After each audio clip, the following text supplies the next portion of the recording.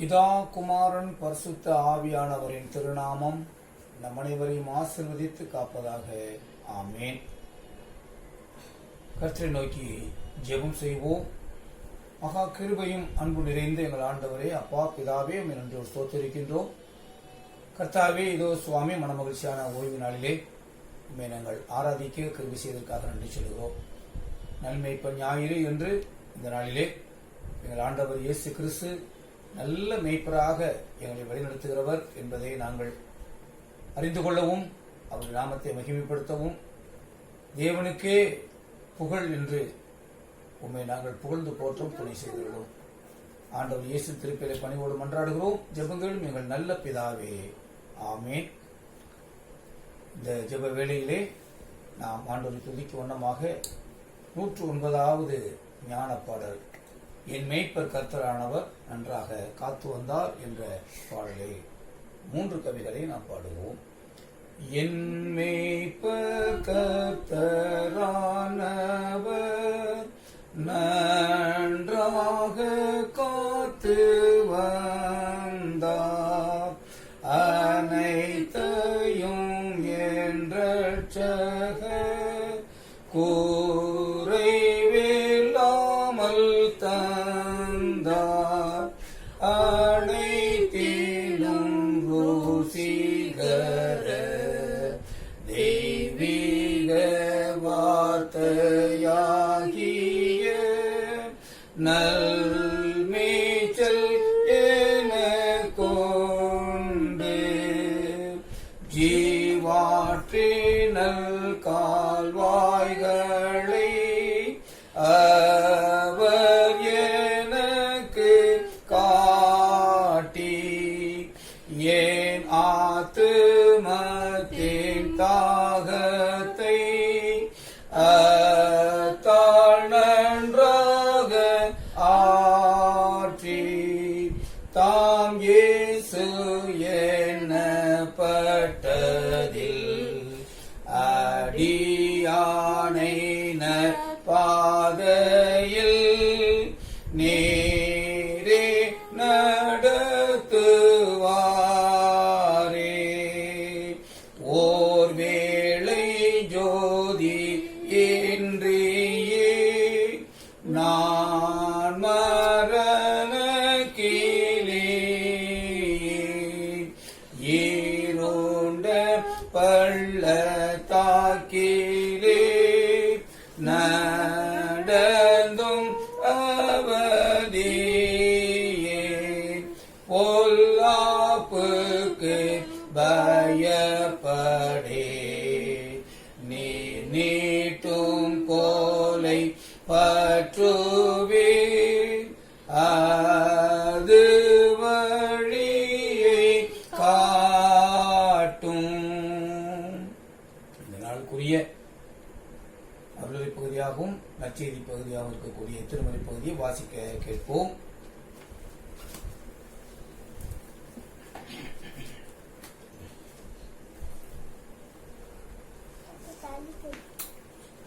யோவான் எழுதிய சுவிசேஷம் 10ஆம் அதிகாரம் 11 16 வரை.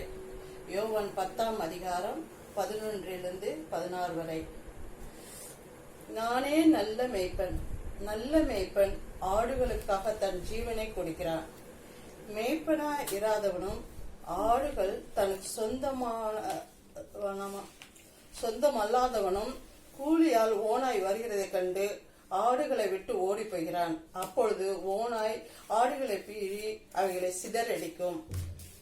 கூலிக்காக வேலை செய்கிறவனாயால் ஓடி போகிறான். ஆடுகளுக்காக தான் கவலைப்படான். நானே நல்ல மேய்ப்பன். பிதா என்னை அறிந்திருக்கிறது போலவும் நான் பிதாவை அறிந்திருக்கிறது போலவும் நான் என்னுடையவைகளை அறிந்தும் என்னுடையவைகளால் அறியப்பட்டும் இருக்கிறேன். ஆடுகளுக்காக என் ஜீவனை கொடுக்கிறேன். இந்த தொழுவத்தில் உள்ளவைகளை அல்லாமல் வேற ஆடுகளும் எனக்கு உண்டு. அவைகளையும் நான் கொண்டு வர வேண்டும். அவைகள் என் சத்தத்துக்கு செவி கொடுக்கும். அப்பொழுது ஒரே மந்தையும் ஒரே மேய்ப்பனுமாகும். அவைகள் என் சத்தத்துக்கு செவி கொடுக்கும். அப்பொழுது ஒரே மந்தையும் ஒரே மேய்ப்பனும் ஆகும். கர்த்தருடைய வார்த்தை இந்த நாளிலே வாசித்து முடிதாயிட்டு. இயேசுவுக்கே புகழ் உண்டாவதாக. ஆமென். கிறிஸ்துவுக்குள் அன்பார்ந்தவர்களே, இந்த நாளுக்குரிய அருளுரை பகுதியை நாம் வாசிக்க கேட்டோம். கர்த்தராமே இந்த நாளிலே கூட நம்முடைய தியானத்திலே ஆண்டவருடைய நாம் மகிமைப்படும்படியாக நம்மை வழிநடத்துவாராக. ஆமென். ஆண்டவராகிய இயேசு கிறிஸ்து உயிர்த்தெழுந்த திருநாளுக்கு பின்வரும் 2ஆம் ஞாயிறு நமது திருச்சபை ஒழுங்கின்படியாக நல்மேய்ப்பன் ஞாயிறு, தி குட் ஷெப்பர்ட் சண்டே என்று இந்த நாளிலே ஆண்டவரை நாம் நல்ல மேய்ப்பராக காண அவர் தாமே நமக்கு இந்த பெரும் பாக்கியத்தை கொடுத்திருக்கிறார். ஆகவே நாம் கர்த்தருடைய தியானத்தில் கடந்து செல்வோம். நம்முடைய ஆண்டவராகிய இயேசு கிறிஸ்துவின் கிருபையும் பிதாவாகிய கடவுளுடைய அன்பும் சமாதானமும் ஆவியான வழிநடத்தல் நம் அனைவரோடு கூட இருப்பதாக. ஆமென். ஜெபம் செய்வோம். வாரும் தூய ஆவியானவரே, உம்மை விசுவாசிக்கிற என் உள்ளங்களை எல்லாம் நிரப்பி அதிலே உடைய அன்பின் தீயை பற்றி எறியும்படி செய்வீராக. பற்பல மொழிகள் பேசும் பல்வேறு நாட்டினவரையும் விசுவாச உரிமைக்குள் கூட்டிச் சேர்க்கிற தேவரீர், எங்களை உடைய சத்தியத்தை கொண்டு பரிசுத்தப்படுத்தும். உடைய வசனமே சத்தியம். சுவாமி. ஆமென். அன்பார்ந்தவர்களே, இன்றைக்கு தி குட்னஸ் ஆஃப் காட் என்று சொல்லிதான் நல்மேய்ப்பன் ஞாயிறை நாம் ஆண்டவருடைய நற்குணாதிசயங்களை குறித்து நாம் தியானிக்கின்றோம். பொதுவாக கடவுளுக்கும் மனிதனுக்கும் இடையே உள்ள அந்த உறவானது தீர்க்கதரிசி மூலமாக வெளிப்படுகின்ற பொழுது, நீங்கள் என் ஜனமாய் இருப்பீர்கள், நான் உங்கள் கடவுளா இருப்பேன் என்று திருவுளம் பற்றுகின்றதை நாம் வேதத்திலே திருமறையிலே அதிகமாக வாசித்து பார்க்கிறோம். நீங்கள் என் ஜனமாய் இருப்பீர்கள், நான் உங்கள் கடவுளாய் இருப்பேன். அந்த உறவை இன்னும் பாசத்தோடு பரிவோடு நேசத்தோடு புரிந்து கொள்ளும்படியாக இருக்கின்ற ஒரு உறவினரைதான் மேய்ப்பன் ஆடுகள் என்ற ஒரு உறவு. மேய்ப்பன் மந்தை, மந்தையின் ஆடுகள். எசேக்கியேல் தீர்க்கதரிசன புத்தகம் 34ஆம் அதிகாரம் 31வது வசனத்திலே, என் மந்தையும் என் மேய்ச்சலின் ஆடுகளுமாகிய நீங்கள் மனுஷர், நான் உங்கள் கடவுள் என்று கர்த்தராகிய ஆண்டவர் உரைக்கிறார் என்று சொல் என்றார். ஆகவே எசேக்கியேல் தீர்க்கதரிசி மூலமாக மேய்ப்பன் ஆடுகள் என்ற உறவை ஆண்டவர் எல்லோருக்கும் புரிய வைக்கிறார் தீர்க்கதரிசியின் மூலமாக. தாவீது ராஜாவும் 23ஆம் சங்கீதத்திலே நாம் பார்க்கின்ற வண்ணமாக கர்த்தரின் மேய்ப்பராய் இருக்கிறார், எனக்கு ஒன்றும் குறைவு இல்லை, நான் தாழ்ச்சி அடைவதில்லை என்று சொல்லி, இன்னும் ஆண்டவர் என்னுடைய மேய்ப்பராக இருக்கிறபடினாலே நான் அவருடைய ஆடாய் இருக்கிறேன், எனக்கு எந்த குறைவும் இல்லை என்பதை அவர் சொல்லுகின்றார். அதே தாவீது ராஜா 100வது சங்கீதம் 3வது வசனத்தை சொல்லுகின்ற பொழுது, கர்த்தரே கடவுள் என்று அறியுங்கள், நாம் அல்ல, அவரே நம்மை உண்டாக்கினார், நாம் அவர் ஜனங்களும் மேய்ச்சலின் ஆடுகளுமாய் இருக்கிறோம். ஆகவே ஜனங்களாகிய நாம், கடவுளின் பிள்ளைகளாகிய நாம், அவர் மேய்ப்பராக, நாம் ஆடாக இருக்கிறோம், ஆடுகளாக இருக்கிறோம் என்பதை அந்த உறவு நிலையிலே வலியுறுத்தி சொல்வது ஒவ்வொருவரும், படித்தவர்களும் பாமர மக்களும் புரிந்து கொள்ளத்தக்கதான ஒரு உறவு நிலையை நம்மால் அறிந்து கொள்ள முடிகிறது. எனவே ஆண்டவராகிய இயேசு கிறிஸ்து உயிர்த்தெழுந்த பிறகு பேதுருவிடத்திலே ஒப்படைக்கக்கூடிய ஒரு பெரிய பொறுப்பாக பேதுருவை அழைத்து யோவான் நற்செய்தி நூல் 21ஆம் அதிகாரம் 15, 16, 17 வசனங்களிலே ஒவ்வொரு வசனத்திலும் பேதுருவிடத்திலே கேட்கின்ற பொழுது, சீமோனே, என் ஆட்டுக்குட்டிகளை மேய்ப்பாயாக, என் ஆடுகளை மேய்ப்பாயாக, என் ஆடுகளை மேய்ப்பாயாக என்று சொல்லி இந்த பொறுப்பான பேதுருவிடத்திலே அவர் ஒப்படைக்கின்றார். எனவே அந்த சூழ்நிலையிலே தான் ஆண்டவராகிய இயேசு கிறிஸ்து இந்த உலகத்தில் வாழ்ந்த பொழுது நம்முடைய அருளுரை பகுதியாகிய இந்த யோவான் நற்செய்திகள் 10ஆம் அதிகாரத்திலும் நானே நல்ல மெய்ப்பன் தன் ஆடுகளுக்காக ஜீவனை கொடுக்கிறேன் என்று சொல்லி இப்படிப்பட்ட உறவு நிலையை அவர் உறுதிப்படுத்துகின்றார். இன்றைக்கு இந்த உறவு நிலையை புரிந்து கொண்டவர்களாக the goodness of God என்று சொல்லி கடவுளை நாம் 7 நிலைகளிலே அவருடைய உயரிய பண்பை, உயரிய குணத்தை நாம் அறிந்து கொள்ள ஆவியானவர் துணை செய்வதற்காக ஆவியானவருக்கு, கர்த்தருக்கு நன்றி சொல்வோம். ஆமென், அல்லேலூயா. ஒருவேளை நாம் இன்னும் புதிதாய் புரிந்து கொள்வதற்கு the shepherd is in 7G or God is in 7G. கடவுள் 7 நிலைகளிலே அவர் மிக மிக உயரிய பண்புடையவராக இருக்கிறார். God in 7Gs. ஆகவே இதை நாம் இந்த நாளிலே புரிந்து கொள்கின்ற பொழுது, வேத வசனத்தின் அடிப்படையிலே புரிந்து கொள்கின்ற பொழுது, இந்த உறவு, மெய்ப்பன் ஆடுகின்ற உறவு இன்னும் பலப்படும். அவரே நல்ல மெய்ப்பராக இருக்கிறார். இந்த 7 உயரிய பண்புகளை நாம் புரிந்து கொள்வதற்கு ஆவியான் துணை புரிகிறபடினாலே அதை நாம் வரிசைக்கிரமமாக பார்ப்போம். ஒன்று, God is good shepherd. கடவுள் நல்ல மெய்ப்பன்.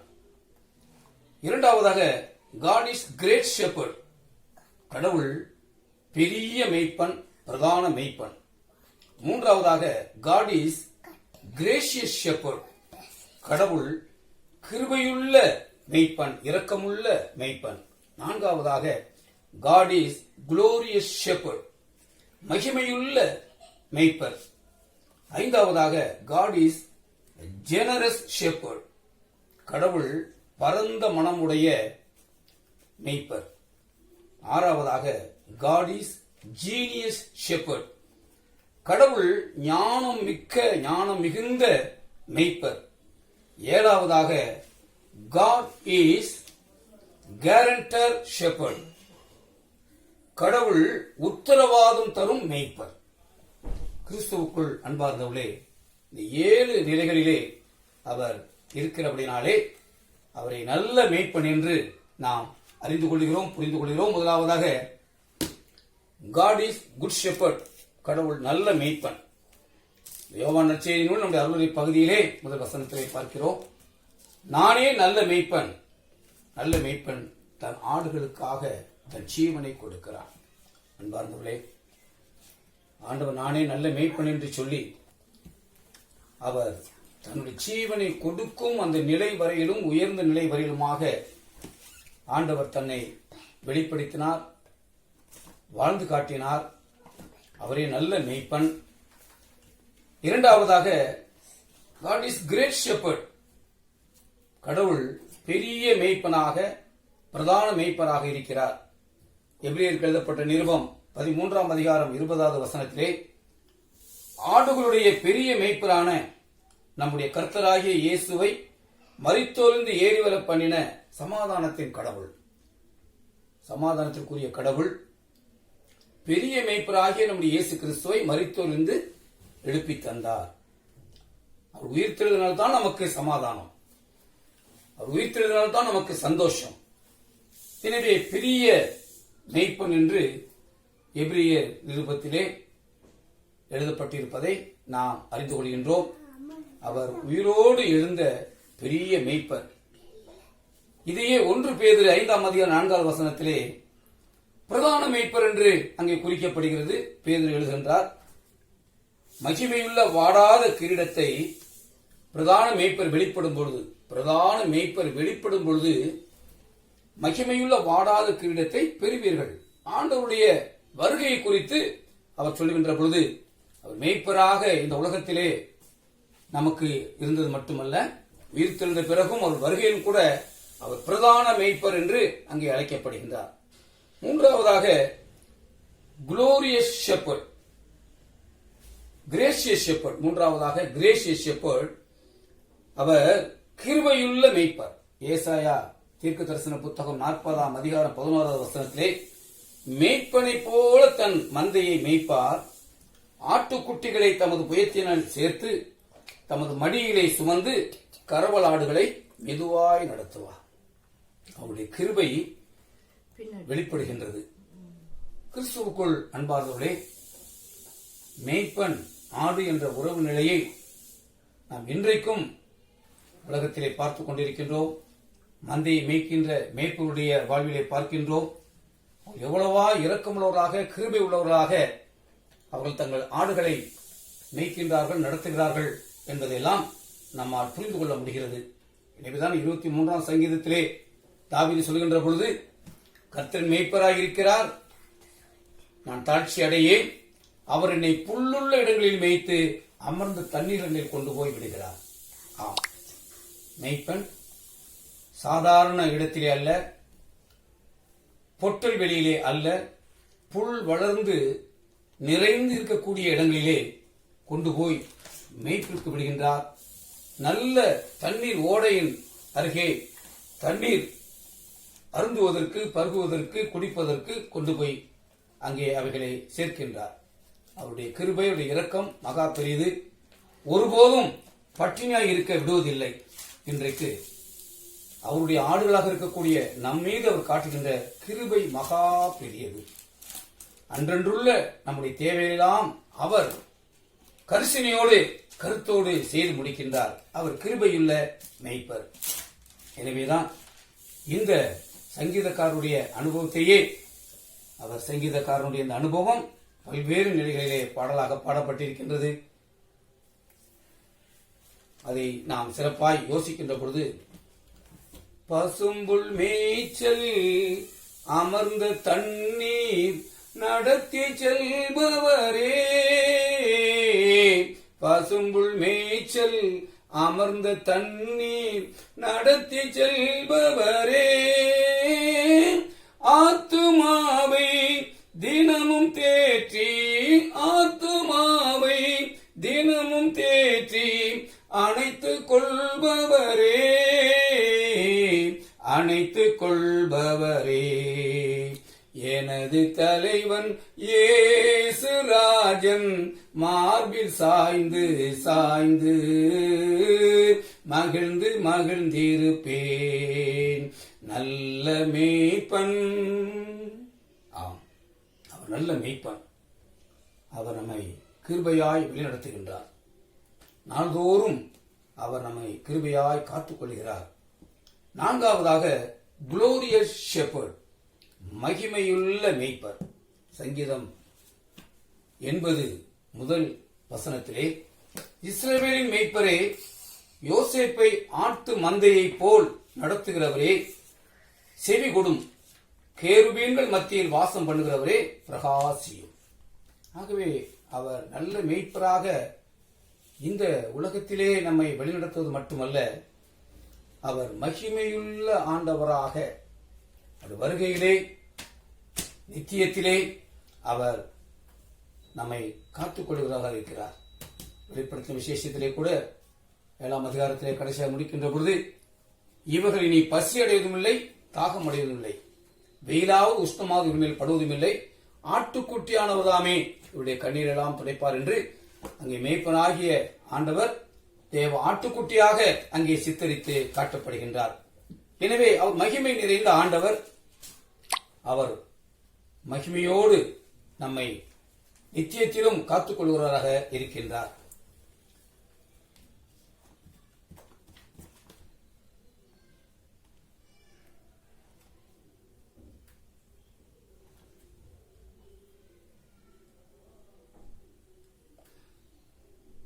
ஐந்தாவதாக, ஜெனரஸ் ஷெப்பர்ட், பரந்த மனமுள்ள மேய்ப்பர். ஆம், பரந்த மனம், விரிந்த மனம். அவர் குறிப்பிட்ட ஆடுகள் என்று மட்டுமில்லாமல் மந்தை எல்லா ஆடுகளையும், ஒரு மந்தை அல்ல, உலகத்தில் உள்ள எல்லா மந்தைகளையும் அவர் நேசிக்கிறவராக, பரந்த மனமுடையவராக இருக்கின்றார். அதைத்தான் யோவான் 10:16 இந்த தொழுவத்தில் உள்ளவைகள் அல்லாமல் வேறே ஆடுகளும் எனக்கு உண்டு, அவைகளையும் நான் கொண்டு வர வேண்டும், அவைகள் சத்தத்திற்கு செவி கொடுக்கும், அப்பொழுது ஒரே மேய்ப்பனும் ஒரே மந்தையுமா இருக்கும் என்று அங்கே அவருடைய பரந்த உள்ளத்தை, அவருடைய விரிந்த உள்ளத்தை சொல்லுவது, காட்டுவது அவர் நமக்கு எவ்வளவு பெரிய மனமுடையவராக இருக்கிறார் என்பதை நம்மால் அறிந்து கொள்ள முடிகிறது. எசேக்கியேல் தீர்க்க தரிசன புத்தகத்திலே 34ஆம் அதிகாரம் 11 17 வசனங்களை வாசிக்கின்ற பொழுது அவர் எந்த அளவிற்கு பரந்த மனமுடையவர் என்பதை நம்மால் புரிந்து கொள்ள முடியும். எசேக்கியேல் 34:11 கர்த்தராகிய ஆண்டவர் சொல்லுகிறது என்னவென்றால், இதோ நானே என் ஆடுகளை விசாரித்து அவைகளை தேடி பார்ப்பேன். ஒரு மேய்ப்பன் சிதறுண்ட தன் ஆடுகளின் நடுவே இருக்கிற நாளில் தன் மந்தையை தேடிக் கொண்டிருக்கிறது போல நான் என் ஆடுகளை தேடி மப்பும் மந்தாரமான நாளிலே அவை சிதறந்து போன எல்லா இடங்களிலும் இருந்து அவைகளை தப்பி வர பண்ணி அவைகளை ஜனங்களிடத்திலிருந்து புறப்படவும் தேசங்களிலிருந்து சேரவும் பண்ணி அவையுடைய சுய தேசத்திலே அவைகளை கொண்டு வந்து இஸ்ரவேல் மலைகளின் மேலும் ஆறுகள் அண்டையிலும் தேசத்தின் சகல வாசஸ்தலங்களிலும் அவைகளை மேய்ப்பேன். அவைகளை நல்ல மேய்ச்சலிலே மேய்ப்பேன். இஸ்ரவேலுடைய உயர்ந்த மலைகளில் அவைகளுடைய தொழுவம் இருக்கும். அங்கே அவைகள் நல்ல தொழுவத்தில் படுத்துக் கொள்ளும். இஸ்ரவேலின் மலைகளின் மேல் நல்ல மேய்ச்சலை மேயும்.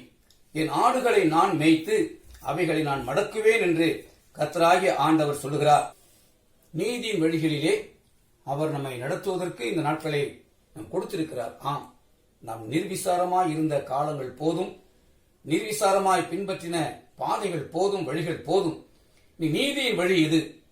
ஆண்டவருக்கு முன்பாக நாம் பரிசுத்தமாய் இருப்பது, இன்றைக்கு மனம் திரும்புகின்ற வழிகள், இப்படி அநேக காரியங்களை வேதம் வாசிப்பதிலும் ஜெபிப்பதிலும் ஆண்டவரை கருத்தாய் தேடுவதிலும் ஆகிய நீதியின் வழியிலே அவர் நடத்துகின்ற அவர் ஞானமிக்க ஒரு ஆண்டவர். இன்றைக்கு நம்மை இந்த நாட்களிலே கைவிடுவதற்காக நடத்தவில்லை, கைவிட்டு விடும்படியாக நடத்தவில்லை.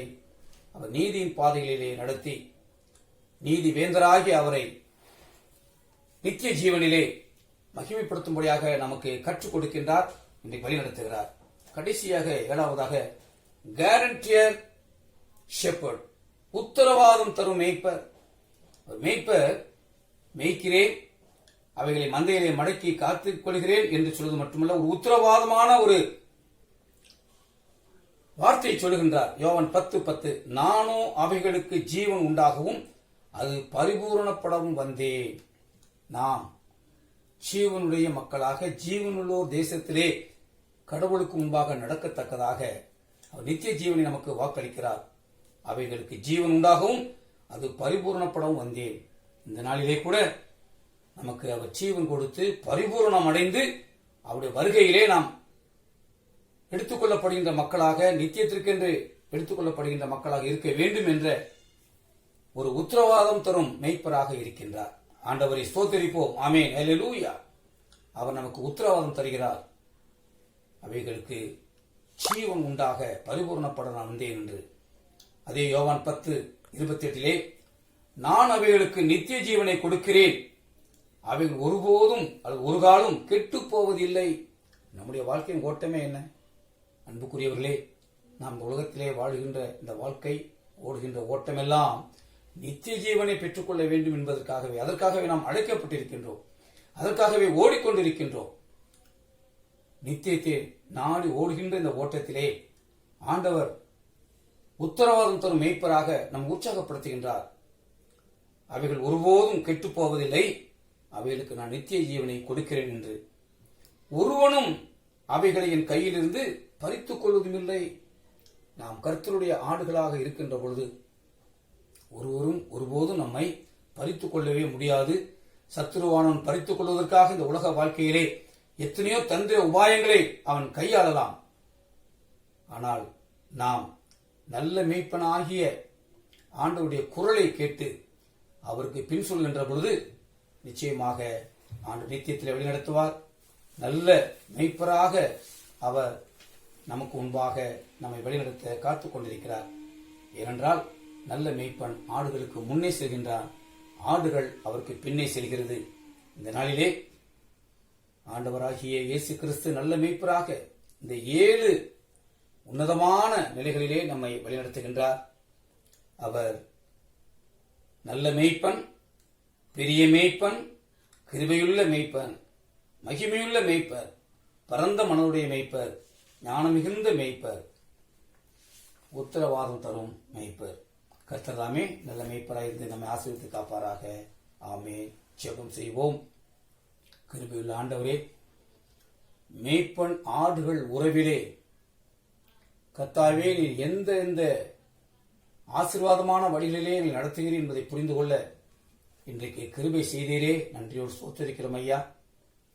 ஆண்டவரே, இதோ இந்த 7 நிலைகளிலே நீர் எங்களுக்கு நல்ல மேய்ப்பராக இருக்கிறீர். கர்த்தாவே, உம்மை நாங்கள் ஸ்தோத்திரிக்கிறோம். இந்த நல் மேய்ப்பன் ஞாயிறிலே நாங்கள் உம்முடைய ஆடுகளாக வாழ்ந்து, உம்முடைய ஆடுகளாக உம்மை பின்பற்றி, உம்முடைய ஆடுகளாக நாங்கள் நித்தியத்திலே இதோ உம்முடைய ராஜ்யத்திலே நாங்கள் சேரத்தக்கதாக வழிநடத்தும். இடையிலே ஆண்டவரே, காணாமல் போன ஆட்டை போல நாங்கள் இந்த உலக மாய்கையிலே நாங்கள் மயங்கி சிக்கி ஓடிவிடாதபடி காத்துக்கொள்ளும். அப்படி ஓடினாலும் கூட ஆண்டவரே, இதோ ஒரு ஆட்டை தேடி வந்து அதை மீட்டுக் கொள்கின்ற கர்த்தராக இருக்கிறீரப்பா. உமக்கு நான் நன்றிகளை துதிகளை ஏறெடுக்கின்றோம். ஆண்டவரே, நீங்கள் இவ்வளவு பெரிய ஆசீர்வாதம் உள்ள மேய்ப்பராக இருக்கின்ற பொழுது நாங்கள் என்ன சொல்ல முடியும் சுவாமி? கர்த்தாவே, உங்களுடைய குரலை கேட்போம், நாங்கள் மகிழ்ச்சியாக இருப்போம். நல்ல மேய்ப்பன் குரலை கேட்பே, நாளும் பின்தொடர்வே. நல்ல மேய்ப்பன் குரலை கேட்பேன், நாளும் பின்தொடர்வேன். தோளில் அமர்ந்து கவலை மறந்து தொடர்ந்து பயணம் செய்வேன், தொடர்ந்து பயணம் செய்வேன். எனது மேய்ப்பன் இயேசுராஜன் மார்பில் சாய்ந்து சாய்ந்து மகிழ்ந்து மகிழ்ந்திருப்பேன், மகிழ்ந்து மகிழ்ந்திருப்பேன், மகிழ்ந்து மகிழ்ந்திருப்பேன், மகிழ்ந்து மகிழ்ந்திருப்பேன். என்னுடைய பயணத்தை வெற்றியாய் ஓடி முடிக்க நல்ல மேய்ப்பராகிய கர்த்தர் மூலம், இயேசு மூலம் எங்களுக்கு வழிநடத்துதலை தந்தருளும். இயேசு நாமத்திலே மன்றாடு நல்ல பிதாவே, ஆமென்.